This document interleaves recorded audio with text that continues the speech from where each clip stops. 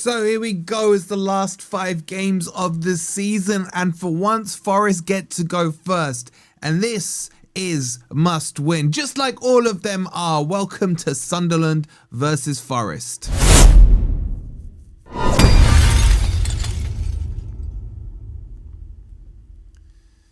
Hi guys, hope you're doing well and welcome to the preview as Forest travel up north all the way to Sunderland, the Stadium of Light, with a chance to go 8 or 9 points clear ahead of Spurs playing against Wolves on Saturday and then West Ham having Everton as well on Sunday, I think it is. So huge opportunity for Forest.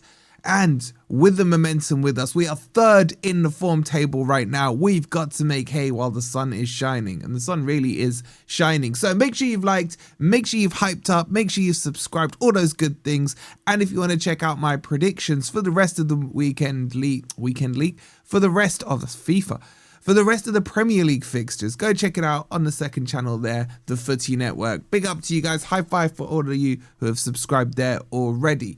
Right, let's get into this because there's a lot to talk about. Look, at the moment, performances don't matter, points do. That's what I keep telling the Spurs fans while they're getting all excited because they drew against Brighton last week. Points are prizes, and Forest can get to 39 if we win this one. Realistically speaking, I think 37, as much as you lot disagree with me, is going to be enough. But 39 pretty much makes Spurs going into their game under a lot of pressure because the gap is going to be huge between us and them. So I think for me, look, get this game won, get it done, and then we can just almost throw the last 4 games while we focus on Europa League. That's how I think the attitude needs to be. And with the performances we've seen in recent weeks from Forest, barring the first half against Burnley, I think we can go there and get a win. Spoiler alert, I'm coming straight out and saying Forest will win this match.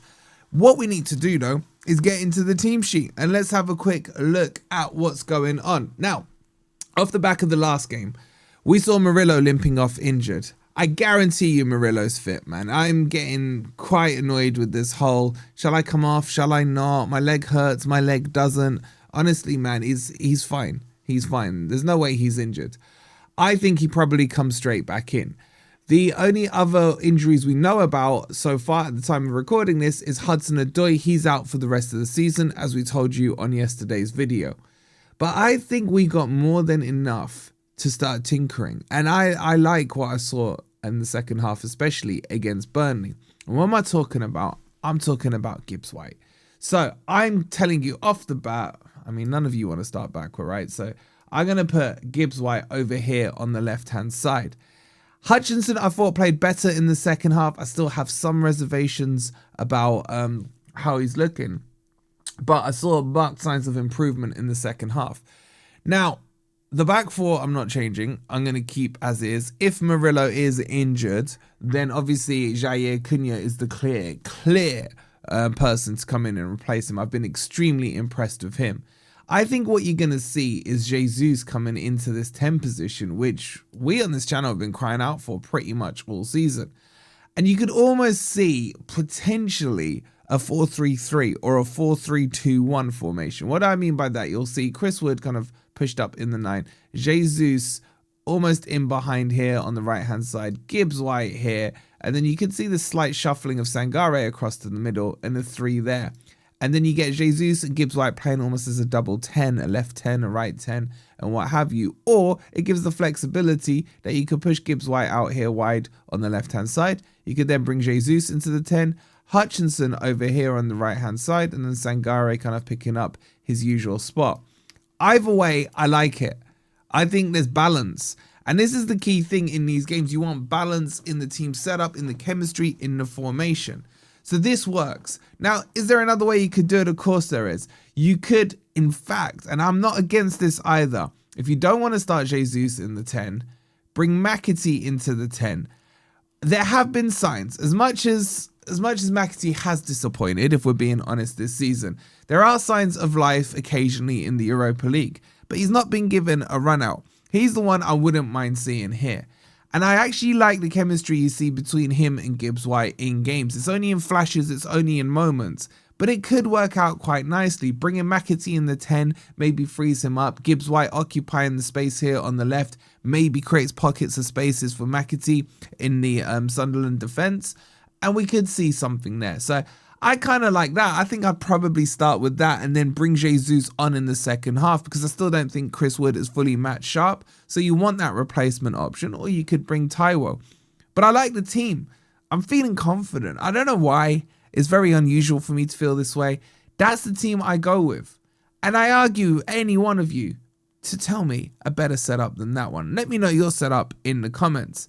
Now, it isn't going to be easy. Don't get me wrong. Don't think all this misplaced confidence is, we're definitely winning and what have you, right? Because Sunderland are 11th in the table. But positions in that side of the table, almost from 6th down to 13th or 14th, mean absolutely nothing right now. If you look at 6th, they're on 50 points. You go all the way down to Crystal Palace if you want. They're in 13th. They're 7 points behind them with a game in hand. So it's so tight. 5 points separate from 6th down to 12th, which is really tight. A lot of teams are still fighting for European spots. What we found this time last season was a lot of teams were on the beach. The league was more stretched out than it is now. There wasn't really a relegation fight. There was a top 4 fight or top 5 fight, and we weren't very good at that at the end. But in general, a lot of teams in the middle pack were on the beach. This is not going to be a beach match for Sunderland, because they could still find themselves in a European spot, and that would be, straight from promotion into Europe, which would be a great achievement for them. They do have danger men, man.